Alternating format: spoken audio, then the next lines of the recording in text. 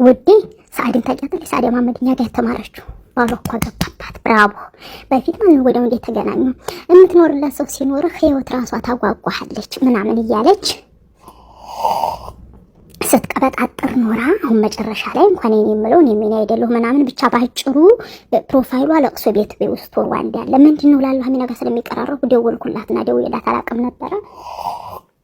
ከዛ እሱ ማገባባት አለች። ወንድ ሊሆዱን ይወዳል እያለች አሉ ጃዛ ስታይ ዱቴ በ10 ብር ተሳቢ ለብሷ ለብሳ ከዛ ኩሽና ለኩሽና ሾኪያና ማንኪያ ቢላዋ ነው አለ እሷ ጥሩ ጓደኛ እሷ ታፈታፍ እያለ ለሱ ወርከርሱን ትሞላለች። ከዛ እዚህ እያለች ጊዜ አሰጠኝም ያጂ ራሷን አጠብቅ ምናምን እያለ አንቺ እያለ ስራውን ይስጠውና እቺኛይቱ ልጅ ጋር ብስል አድርጎ ጭንቅብ ታርቆባታል። ወንድ ሊሆዱን ይወዳል እያለ ያሳያታ መጨረሻውን።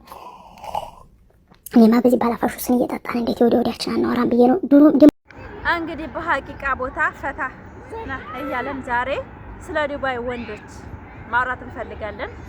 ብዙ ሴቶች በተኩተክ አይታችሁ ከሆነ እነ ሳሪ ቤት ጦርነት ከፍተዋል። 700-600 ሺህ ብር እየከፈሉ ያመጧቸውና እዚህ ሌላይቱን ኮቤል ሲያው እየከዷቸው ማለት ነው። አሰላሙ አለይኩም ወራህመቱላሂ ወበረካቱ። ክርስቲያን ወገኖቼ ሰላም ሰላም ብያለሁ። እንዴት ናችሁ? ደህና ናችሁ? ነገ ሰላም ነው። ዛሬ በአዲስ ነገር መተናል ማለት ነው። ላይክ እያደረጋችሁ ቪዲዮ እስከ መጨረሻ ያያችሁ አበረታቱኝ። እወዳችኋለሁ። ዛሬ ዱባይ ላይ እንግዲህ ብዙ ሴቶች እያለቀሱ ነው። አላቅም ቤተሰብ እዛ ሀገር ሲልከን እኮ ብዙ መስዋዕት ከፍሎ እንደሆነ ብዙዎቻችን እየረሳን ነው። አሁን ደግሞ አሰላሙ አለይኩም እንዴት ናችሁ? ሰላም ናችሁ ወይ? እኔ ሰላም ነኝ። እንዴት ናችሁ የሀገሬ ልጆች እላችኋለሁ። የሆነ ነገር ልነግራችሁ ነው ዛሬ በፋፊ ዩቲዩብ የመጣሁት። ሼር ሰብስክራይብ አድርጉላት። ገና እያደገች ነው ያለች። እንግዲህ አሳድጓት። እርስ በራስ መተጋገዝ ጥሩ ነው። ጀምራለሁ እና ዛሬ የሆነ ታሪክ ልነግራችሁ ብዬ ነው እንግዲህ ያው አንቺ ነሽ እንዳትልኝ እንጂ ያንቺ ታሪክ ነው እንዳትልኝ እና አንድ ታሪክ ነበረ። እሱም ትዝ ሆናችሁ ልንገራችሁ ብዬ ነው። እና አንድ ልጅ ነበረች እላችኋለሁ።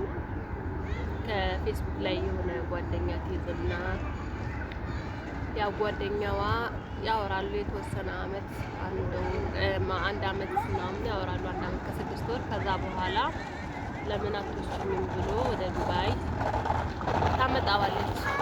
ያው በፌስቡክ ነው የሚተዋወቁት። በነገራችን ላይ ከተዋወቁ በኋላ ያኔ ካወሩ በኋላ የሰው ልጅ መቼም ካወራ በኋላ መግባባት መተማመን ይመጣና ያው ሴት ልጅ ደግሞ ስታምን ከራሷ በላይ ነው የምታምነው። ከኋላው ምን አለ የሰው ምን አለው እውነትም የሚያወራኝ ነገር ትክክል ነው ወይ እውነት ነው ወይ ብላ አታምንም ሴት ልጅ። ብዙ ጊዜ እኛ ሴቶች ጆሮአችንን እናምናለን እና የሰው ልጅ ደግሞ እያንዳንዱ ነገር አብሮ ሲኖር ነው ማንነቱን እያወቀ ነው።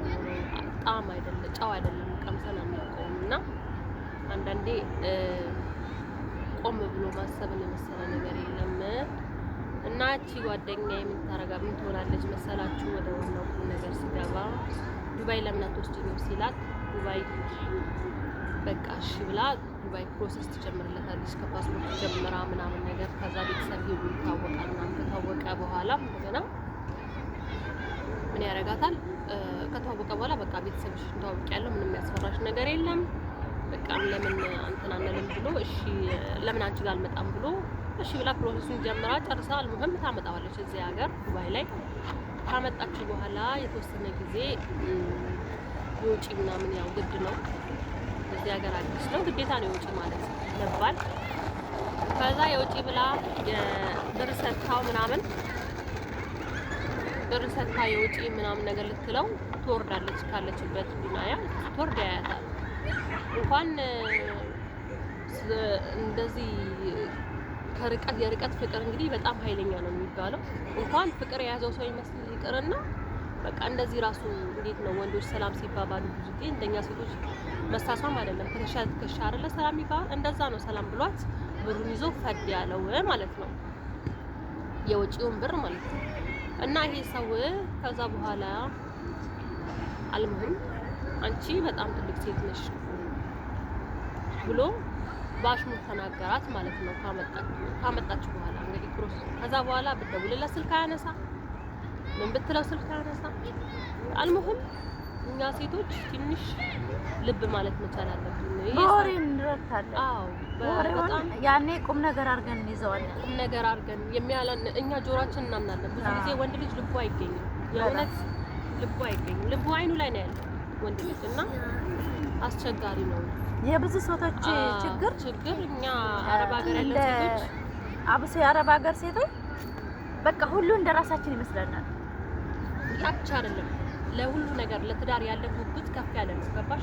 የራስሽን ህይወት ይዘሽ የሆነ ነገር ሆኖ ከዛም አንፃር ነው ብዙ ሴቶች አይሆኑ ሁኔታ ላይ ወድቀው ባለትዳር ወንድ ላይ ወድቀው ብዙ ጊዜ የምታያቸው ያልሆነ ነገር ላይ ወድቀው የምታያቸው። ምክንያቱም ጆሮአችን እናምናለን። በቃ ጆሮአችን ከጎን ምን አለው ምናምን የሚባል ነገር የለም። ሰውዬ ጀርባው ምንድነው? ይሄ ሰውዬ እውነት ወዶኛል ወይ? ይሄ ሰውዬ ቁም ነገር ነው ወይ የሚፈልገው የሚለውን ነገር ማሰብ መቻል አለብን። ማለት ዝም ብለን ያገኘነው አሳስገስ ላይ መውደቅ አያስፈልግም። ብርሽን ከያሽ ብርሽን የመሰለ ነገር የለም። አሁን ብርሽንም ማተሽ ልብሽንም ማተሽ ልብሽን ተሰብሮ ያኔ ምንድነው የአእምሮ ስብራትን ደርሶብሽ የልብ ስብራት ደርሶብሽ እንግዲህ በጣም በቃ ይከብዳል። ስራ ራሱ አንድ ብለሽ መጀመር 400 ምናምን ሺህ ቀላል አይደለም። አራ ማን ይተካላታል? በስንት አመት ሰርታ ቀላል አይደለም። አፈርድ ቤት በቃ የሰው ቤት ሰራተኝነት ሰርታ የሰውዬ ቤት ይሆነኛል ኖሮ ይሆነኛል ብላ ነው እንግዲህ አስቢ። በጣም ብራቸውን እንደዚህ እየተሰከሱ የሚያጡት ህይወታቸውን የሚያጡት ብዙ ነገር አለና እና እኛ ሴቶች ማሰብ መቻል አለብን። የምንወድቅበት ምንድነው ለኋላ ነው። ገባሽ? አሁን ያለሽበት ሁኔታ ምንም ማለት አይደለም። ይሄ ሰውዬ አስወደዷት ሲሆን አብረው አንድ ቀንም የእሷ ህይወት ብቻ አይደለም የልጅ ህይወት ይበላሻል። ልጅ ህይወት በማይፈልገው ዓለም መጥቶ ህይወት ይበላሻል እና አንዳንዴ ቆም ማለት መቻል አለብን። ማሰብ መቻል አለብን። ለነገ ለማይሆነን ሰው ህይወታችንን ራሳችንን አሳልፈን መስጠት የለብንም። ብራችንን በጣም ብዙ ነገር ነው። ጉልበት፣ ብር፣ ስብራት፣ የልብ ስብራት እንደገና አእምሮሽ ለራሱ ለመነሳት ሰው ማመን ይከብዳል። ከዛ በኋላ አንዴ ደግሞ ከተሰበር ሰው ማመን ይከብዳል። ድጋሚ ለማመን በጣም ይከብዳል እና መጠንቀቅ መቻል አለብን። ህይወት ከባድ ነው። አብሶ ዱባይ ላይ ያለችው እባካችሁ በአሁን ሰዓት ወንዶች በጣም እየመጡ ነው። በጣም ይገባሉ። የሚያመጣቸው በራሳቸው ብር አይደለም። አብዛኛው በሴት ብር ነው የሚመጡት።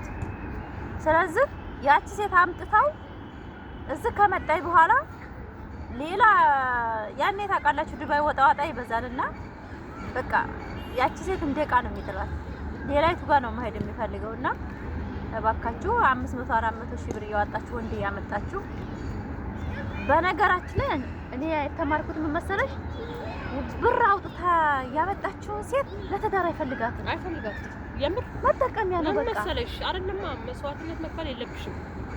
አዎ መስዋዕት የተከፈለበትን ትዳር አይፈልጉም ወንዶች። ራሳቸው መስዋዕትነት መክፈል ያለባቸው ነገር ከፍለውልሽ ሲጀምር መስዋዕትነት መክፈል ካለብሽ ራሱ ቤትሽ ከገባሽ በኋላ በቃ ትዳርሽን ለሁለት አብረሽም ታቆሚ ከሆነ ያ መስዋዕትነት ነው። በቃ ኦሬዲ ገብተሽበት ትዳር አንድ ብለሽ ጀምረሽ ከሱም ጋር ነው ገባሽ አግብተሽ ምናምን ፈታሽ ይባላል። ገና እሱ ራሱ ከጅምር እሱ መስዋዕትነት ቢያደርግልሽ ነው የተሻለ ነው ከጅምር ማለት ነው። ጅምር ላይ ወንድ ልጅ መስዋዕት ሲሆን ጥሩ ነው። ገባሽ?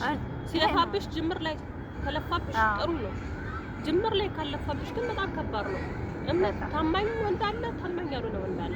ገባሽ? ያ ደግሞ አንቺ ደግሞ ይሄ ቀብሰሽዋል። ደግሞ በገንዘብ የተገኘ ትዳር ምንም ገንዘቡ ይቀራል። በቃ ሁሉም ነገር ግን ባዶ እጅሽን ከሆንሽ መጀመሪያም ባዶ እጅሽን ብታገኝም አገኘሽ ነው፣ ካላገኘሽም አላገኘሽም ነው። ገባሽ? ተቻችለሽ ትኖሪዋለሽ። ትዳሩን ራሱ አብረሽ እንዴት ተመካክረሽበት እንዴት እንደምታሳልፍ ይሄን ነገር ነው ህይወትሽን እንዴት እንደምታቀኝ ከሱ ጋር ተነጋግረሽበት እየተመካከርሽ ታሳልፊዋለሽ። ግን ይሄ ብር አውጥተሽበት ምናምን እየወሩ ምንድነው የውስጤን ውስጥ የሰማሁት ብር እየሰጠሽው ደሞዝን የለመደውን ደሞዝ ዛሬ የለም ያልሽው ቀን ይቆማል አለ። ትዳሩ ይቆማል። ሌላ ነው አለ የሚፈልገው። ለምን ያቺ ሴት አንቺ ደግሞ በነገራችን እንደዛ ነው አንቺ ብር ያስለመድሽው ሌላ ሴት ጋር መኖር አይችልም። ባይዘው ከዚች የተሻለች አገኛለሁ ይላል አለች። ቀርሞ የተሻለች አገኛለሁ ይላል። ግን ዞሮ ያቺን ሴት ብር ማሰጠው አይነት ከሆነ በጣም በቃ ይሄ ልጅ ምንድነው ያደረግሽው? አሁን ኢትዮጵያ እዚህ ሀገር ላይ ኢማራት ላይ አምጥተሽው ኢጃዛ ቤት አስቀምጥሽው ነው አንቺ ነሽ ሁሉ ነገር እንትን ትችዩ ምናምን ነገር የወጪ የምትሆን ስራ ያስጠላዋል። ምክንያቱም አስቢ ማራት ላይ ያለው ነገር ሙቀቱ በጣም ከባድ ነው። ያን ተቋቁመሽ ነው መሰሪው አብዞ ፓርቲ የሚሰሩ ልጆች አሁን ለምሳሌ በጣም ስቃይ ነው። ያንን ፀሐይ ተቋቁሞ ምናምን ነገር እየሰሩ እንደገና አምጥታ እያኖረች ተከራይታ ቤት ኪራይ አይቀርም ወላሂ። ከዛም ለቂቤ ያወዛል ፊቱ ሌላ ያል ማለት ነው እንዴ እንደ ቂቤ ያወዛል። አንቺ እንደሻማ እያለሽ ምን አለ ዛሬ በላ ደግሞ ሲጀመር እሱ ልጅ አይደለም ባይዘው የምታሳየው ቪዲዮ እኮ ልጅ አይደለም ወንድ ልጅ ነው አድጓል። ቤተሰቡ እናቱ ቀጥታ ያሳደገችው ልጅ አንቺ እንደገና እንደ ልጅ አድርገሽ ብላ እንደ ህፃን ልጅ እና አንቺ መንከባከብ እንደ እናት አለው እኮ እዛ ገባሽ አብረሽ የምታሳድጊው ማይዲያ በሰፊ ነው የምንመጣበት በሰፊ በእውነት ኢንሻአላህ በሰፊ እንመጣበታለን። ውዶቼ ማሮቼ በሌላ ቪዲዮ እስከምንመጣ ሰላም ሆኑልን። በሰፊ ይሄን ነገር እንነድበታለን። ለምን በጣም ኡስታዞችም የቤተ ክርስቲያንም